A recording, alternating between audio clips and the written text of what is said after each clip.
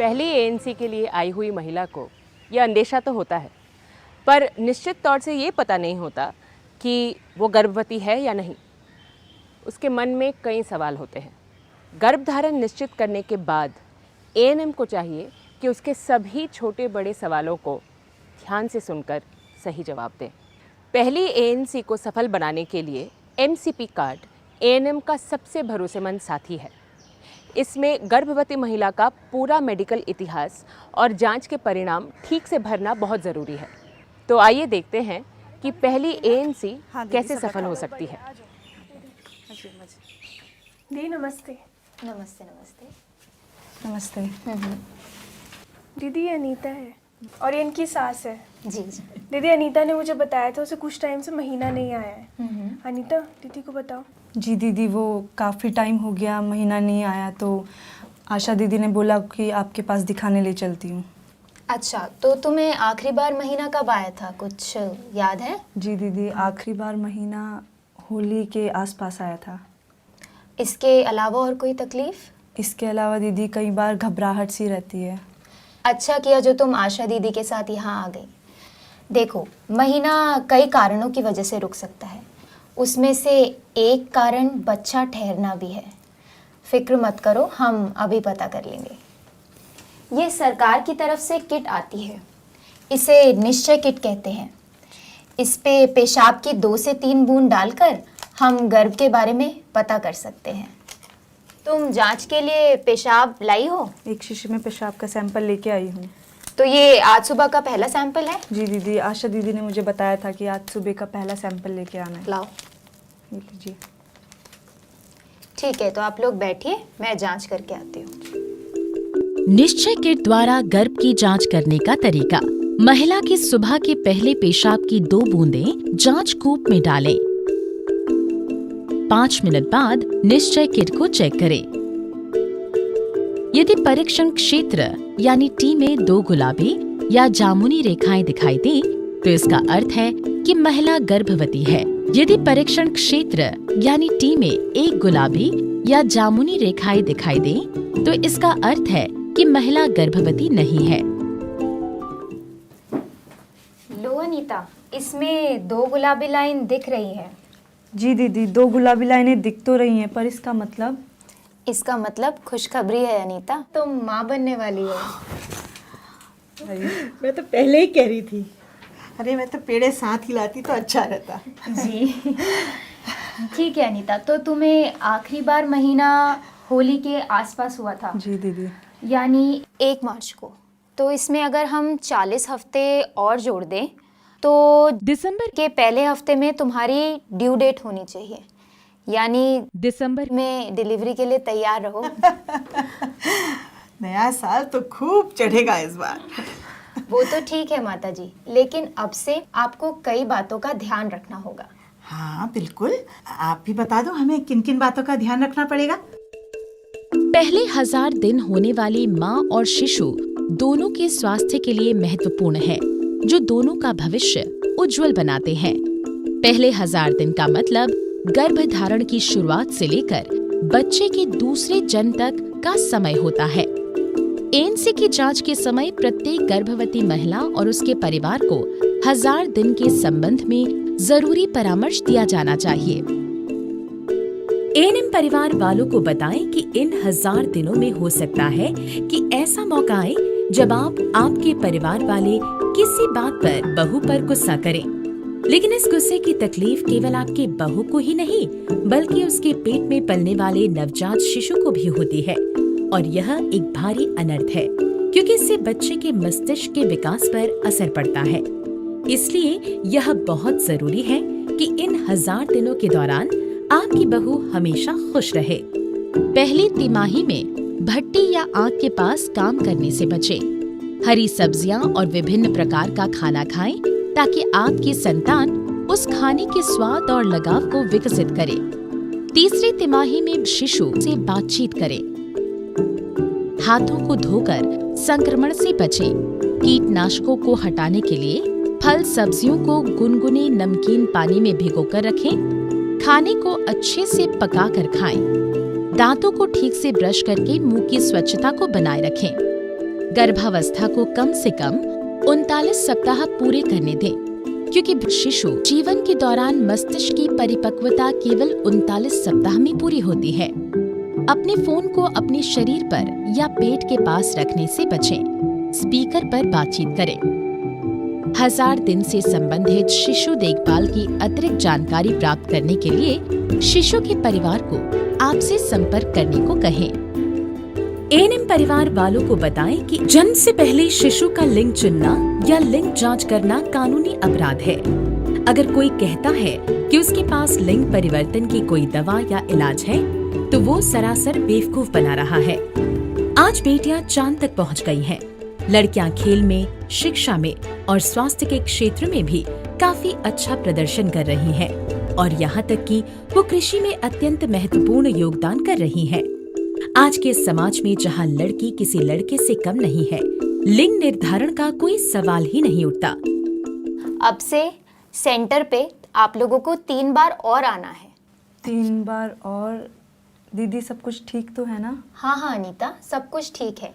3 बार इसलिए ताकि गर्भावस्था में हम तुम्हारा और तुम्हारे बच्चे का ठीक तरह से ध्यान रख पाएं और इस दौरान तुम्हारे शरीर में जो भी बदलाव आ रहे हैं उनके बारे में तुम्हें जानकारी दे सकें कि कौन से लक्षण सामान्य हैं और किन बातों का खास ख्याल रखना होता है और रोजाना तुम्हें क्या क्या चीजें करनी चाहिए और क्या नहीं, हम ये भी तुम्हें बता देंगे।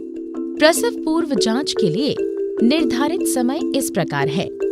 गर्भावस्था के पहले 12 सप्ताह में गर्भवती महिला का पंजीकरण होता है और पहली जांच अर्थात पहली एएनसी होती है। 14वें से 26वें सप्ताह के बीच दूसरी जांच अर्थात दूसरी एएनसी होती है। 28वें से 34वें सप्ताह के बीच तीसरी जांच अर्थात तीसरी एएनसी होती है और 36वें सप्ताह और बच्चे के जन्म के बीच चौथी जांच अर्थात चौथी एएनसी होती है। जब गर्भवती महिला जांच के लिए आती है तब उसे एएनसी सेवाएं दी जानी चाहिए। इसके अलावा गर्भवती महिला को अपनी दूसरी और तीसरी तिमाही में कम से कम एक बार डॉक्टर से पीएमएसएमए दिवस पर जांच जरूर करवानी चाहिए। पीएमएसएमए दिवस हर महीने की 9 तारीख को प्रधानमंत्री सुरक्षित मातृत्व अभियान क्लिनिक में आयोजित किया जाता है। तो इसको 3 बार आना होगा। जी चलो, मैं भी इसके साथ चली आऊंगी, थोड़ा टहल लूंगी और ताज़ी हवा भी खा लूंगी। क्यों अनीता? सही बात। लेकिन अनीता, ये ध्यान रहे कि सेंटर पे आने के अलावा आपको प्रधानमंत्री सुरक्षित मातृत्व अभियान यानी पीएमएसएमए के अंतर्गत एक डॉक्टर को अस्पताल में एक बारी ज़रूर दिखाना होगा ताकि पूरी तरह से जांच हो सके। ठीक है। और ये कब होगा दीदी? ये हर महीने की 9 तारीख को डॉक्टरी जांच होती है। और अब मैं तुम्हें एक चीज़ और दूंगी, तुम्हें उसे भी अपने पास संभाल के रखना है। ये है एमसीपी कार्ड और सुरक्षित मातृत्व वाला पर्चा। ये गर्भावस्था के दौरान तुम्हारे सबसे ज़रूरी कागजात हैं। इसमें आज से मैं तुम्हारी एएनसी एंट्री कर दूंगी और गर्भावस्था के दौरान तुम्हें किन किन बातों का ध्यान रखना चाहिए ये भी इसमें साफ साफ लिखा गया है। और हर एएनसी में तुम्हें इसे अपने साथ लेके आना है, याद रहेगा ना? जी दीदी, नहीं भूलूंगी। और अगर भूल गई तो मैं याद दिला दूंगी। ठीक है, अब मुझे कुछ और जानकारी भी दे दो, जैसे बैंक खाते का नंबर और आधार नंबर। लाई हो ना अनीता? जी दीदी, ये लीजिए दीदी। बैंक खाते का नंबर और आधार नंबर से तुम्हें सरकारी योजनाओं की सहयोग राशि आसानी से मिल पाएगी। आशा, ये अनीता की तो सारी ज़रूरी कागजात मेरे पास हैं। ज़रा जाके देखो ये रमा अपनी तीसरी एनसी के लिए अब तक क्यों नहीं आई है। जी दीदी, मैं अभी जाती हूँ। अनीता, तुम अपनी एनसी के लिए आना मत भूलना। अच्छा दीदी, मैं चलती हूँ। अनीता, अब मैं तुमसे कुछ और सवाल पूछूंगी, ध्यान से जवाब देना। जी। तुम्हें सांस लेने में कोई तकलीफ? नहीं, ऐसा कभी नहीं हुआ। कभी किसी डॉक्टर ने बोला हो कि तुम्हें शुगर की बीमारी है? नहीं। थूक में कभी खून आता है? नहीं। बेहोशी, चक्कर या मिर्गी की कोई बीमारी? नहीं, ऐसा कभी नहीं हुआ। इससे पहले बीमार होने पे तुम जो भी दवाइयाँ लेती आई हो उससे तुम्हें कोई परेशानी? नहीं, कभी नहीं। तुम्हें कभी पीलिया हुआ है? नहीं दीदी। योनि स्राव में जैसे ज़्यादा पानी आना, ऐसी कोई परेशानी? ऐसी भी कोई परेशानी नहीं रही। तुम्हें या तुम्हारे पति को पेशाब में जलन? नहीं दीदी, और उन्होंने भी कभी कुछ ऐसा नहीं बताया। अच्छी बात है। अगर ऐसी कोई भी परेशानी हो तो ज़रूर बताना। तुम तंबाकू तो नहीं खाती हो? नहीं नहीं दीदी, मैंने कभी तंबाकू छुआ भी नहीं। ना जी ना, हमारे घर में कोई तंबाकू नहीं खाता है, बिल्कुल नहीं। गर्भवती महिलाओं को गर्भावस्था के दौरान तंबाकू, तंबाकू उत्पादों और शराब का सेवन नहीं करना चाहिए। गर्भावस्था में तंबाकू और शराब का सेवन करने से गर्भवती महिला और होने वाले शिशु को हानिकारक प्रभाव हो सकते हैं, जैसे मृत जन्म, अपरिपक्व जन्म, कम वजन के बच्चे का जन्म, गर्भाशय में बच्चे की मंद वृद्धि, विकृत बच्चे का जन्म, गर्भपात। चलिए, ये सब सवाल तो पूरे हो गए। अब मैं तुम्हारा जनरल चेकअप कर लेती हूँ, जैसे वजन, लंबाई, बीपी आदि।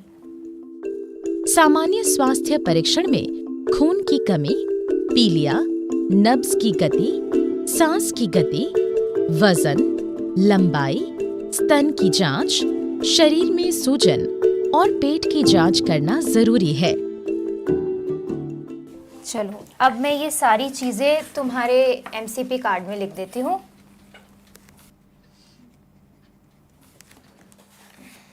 और तुम्हारी खून की जांच भी कर लेते हैं।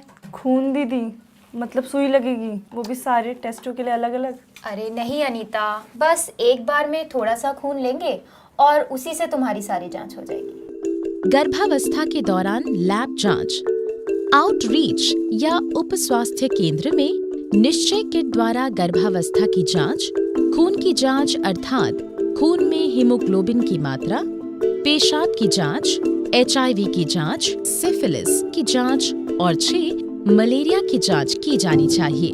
प्राथमिक या सामुदायिक स्वास्थ्य केंद्र, उप जिला या जिला अस्पतालों और सैटेलाइट चिकित्सालयों में ब्लड ग्रुप एवं RH प्रकार की जांच, ब्लड शुगर की जांच, HbS-Ag की जांच, TSH अर्थात थायराइड स्टिमुलेटिंग हार्मोन की जांच, अल्ट्रासोनोग्राफी की जांच की सुविधा उपलब्ध है। आपके द्वारा यह सुनिश्चित किया जाना चाहिए कि हर गर्भवती महिला की ANC के दौरान यह सभी जांचें हो जाएं। ज्यादा जोखिम वाली गर्भावस्था की पहचान कर गर्भवती मां को चिकित्सा अधिकारी के पास भेजें और मां के संपर्क में रहें। जोखिम वाली गर्भावस्था कुछ इस प्रकार पहचानी जा सकती है। मौजूदा गर्भावस्था में यदि गर्भवती महिला की उम्र 19 से कम या 40 से अधिक हो, गर्भवती महिला की लंबाई कम हो, हीमोग्लोबिन 7 ग्राम प्रतिशत से कम हो, ब्लड ग्रुप RH नेगेटिव हो, ब्लड प्रेशर 140/90 या उससे अधिक हो, OGTT टेस्ट के बाद ब्लड शुगर 140 या उससे ज्यादा हो, HIV या सिफिलिस का टेस्ट रिएक्टिव आए, HbS-Ag पॉजिटिव हो, मलेरिया पॉजिटिव हो, RTI या STI के लक्षण दिखें, USG के आधार पर गर्भ में किसी प्रकार की दिक्कत दिखे, गर्भस्थ शिशु का हिलना डुलना बंद हो जाए, गर्भावस्था के दौरान कोई भी खतरे के निशान दिखें, पास्ट हिस्ट्री, पहले से अगर इनमें से कोई भी एक या अधिक दिक्कतें हों, पिछले गर्भ या प्रसव में दिक्कत, सिजेरियन ऑपरेशन या गर्भपात, दिल की बीमारी, पीलिया, गुर्दे की बीमारी। सब कुछ नॉर्मल है। अब बस तुम्हारी सोनोग्राफी और ब्लड ग्रुप के बारे में जानना बाकी है। 9 तारीख को PMSMA में हम वो भी पता कर लेंगे। चलो, अब मैं तुम्हें टेटनस और डिप्थीरिया का टीका लगा देती हूँ। पर आपने तो कहा था कि एक ही बार सुई लगेगी। अनीता, वो खून की जांच थी, ये टीका है।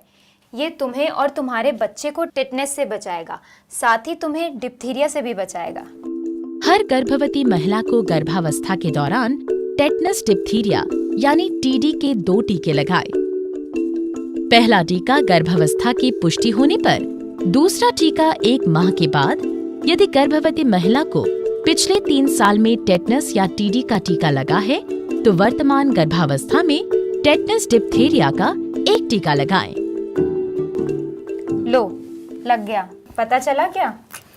बस दीदी मैं वो पूछने वाली थी कि अब मैं दवाई के साथ साथ खाने में क्या लूँ।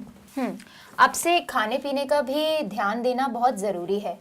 रोज़ाना की खुराक में पौष्टिक आहार का होना बहुत ही ज़रूरी है, जैसे रोटी, दाल, हरी सब्जियां, ताज़े फल, अंडे, ये सब होना बहुत ज़रूरी है। याद रहे कि एक साथ बहुत सारा नहीं खाना, पूरे दिन में थोड़ा थोड़ा करके खाना। इससे तुम्हारा पेट भी ठीक रहेगा। और एक बात का और ख्याल रखना कि कोई भी भारी काम नहीं करना, ना भारी चीज़ उठाना। आराम का भी पूरा ध्यान रखना है। और आंगनवाड़ी दीदी से जो तुम्हें पोषाहार का पैकेट मिला है, तुम्हें उसे भी नियमित रूप से लेते रहना है। लो भला, अब जब घर में इतने हट्टे कट्टे लोग मौजूद हैं तो पहलवानों वाला काम ये क्यों करेगी भला? सुन लिया अनीता? अब से अगर तुमने कोई भी भारी काम किया तो माताजी से तुम्हारी शिकायत सीधा यहाँ तक पहुँच जाएगी। बिल्कुल, समझ लेना। नहीं नहीं दीदी, मैं अपना पूरा ख्याल रखूंगी। गर्भावस्था के दौरान व्यायाम करना चाहिए। गर्भावस्था के दौरान व्यायाम करने से ये लाभ होते हैं। व्यायाम करने से कब्ज, वैरिकोज नसें, पीठ दर्द और थकावट सहित गर्भावस्था के दर्द को रोकता है और कम करता है। व्यायाम करने से गर्भवती महिलाएं प्रसव और प्रसवोत्तर स्वास्थ्य लाभ के लिए बेहतर तरीके से तैयार हो पाती हैं। व्यायाम करने से उदासी और चिंता कम होती है। पेल्विक फ्लोर की मांसपेशियों को मजबूत बनाने के लिए कीगल व्यायाम यानी केगल्स एक्सरसाइज करें। याद रखिए, गर्भावस्था के पहले 3 महीने के बाद अपनी पीठ के बल व्यायाम ना करें। अत्यधिक गर्मी या नमी में व्यायाम ना करें। अगर गर्भवती महिला को चक्कर आने, सिर दर्द, छाती में दर्द, पैर में दर्द या सूजन, पेट दर्द, धुंधला दिखाई देना, योनि से तरल पदार्थ रिसने, योनि से खून बहने, गर्भ में बच्चे की चाल कम महसूस होने, पेट में संकुचन होने के लक्षण महसूस होते हैं तो उसे व्यायाम करना बंद कर देना चाहिए और जल्दी से जल्दी अपने डॉक्टर को दिखाना चाहिए। ठीक है। इसके अलावा तुम्हें और कोई भी तकलीफ हो, जैसे बुखार आना, सर में दर्द होना, धुंधला धुंधला दिखाई देना या खून आना, गर्भावस्था के दौरान कोई और भी परेशानी हो तो तुम तुरंत आशा दीदी को ज़रूर बताना। जी दीदी, उनका नंबर है मेरे पास। मैंने अपना और आशा दीदी दोनों का नंबर इसमें लिख दिया है। अगर तुम्हें कोई भी परेशानी हो तो तुम मुझे भी फ़ोन कर सकती हो। जी ज़रूर। एक बात और, ये फॉलिक एसिड की गोलियां हैं, इससे तुम्हारे बच्चे का विकास ठीक तरीके से होगा। गर्भावस्था के दौरान फॉलिक एसिड का सेवन प्रत्येक गर्भवती महिला को गर्भावस्था के 3रे माह के अंत तक प्रतिदिन फॉलिक एसिड 400 mcg की एक गोली का सेवन करना चाहिए। यह शिशु के संपूर्ण विकास के लिए आवश्यक है। और कुछ पूछना है? जी दीदी, ये पूछना था कि अगली बार कब आना होगा। तुम्हें सेंटर पे 3 बार और आना है, मगर याद रहे अगली बार तुम्हें अपने पति के साथ आना है, क्योंकि इन सब बातों की जानकारी उन्हें भी होना इतना ही ज़रूरी है जितना कि तुम्हें। माताजी, याद रहे आप अगली बार अपने बेटे को इनके साथ ज़रूर भेजिएगा। अरे कैसे नहीं आएगा, मैं खुद उसे भेजूंगी और इन दोनों के घर से जाने के बाद मैं मस्त टीवी देखूंगी। हाँ। ये लो, संभालो अपना एमसीपी कार्ड। जैसे कि आपने देखा, पहली एएनसी के दौरान एमसीपी कार्ड बनाना बहुत ज़रूरी है ताकि सारी जानकारी एक ही पर्चे में रहे। एएनएम को जब भी पिछले टेस्ट के नतीजे चेक करने हो तो उसे सब एक ही जगह मिल जाए। गर्भवती महिला को जब उसके पूरे परिवार के साथ सलाह मिलती है तो उसकी सेहत और हौसला दोनों बने रहते हैं। एक आदर्श एएनएम हमेशा ये कोशिश करेगी कि एक गर्भवती महिला के साथ साथ उसका पूरा परिवार जागृत हो। इसलिए गर्भवती महिला का पति और उसकी सास दोनों का एएनसी में आना बहुत ज़रूरी है। अगले वीडियो में हम ये देखेंगे कि गर्भवती महिला और उसके पति के साथ कैसे बातचीत की जाए। इस वीडियो को देखने के लिए धन्यवाद।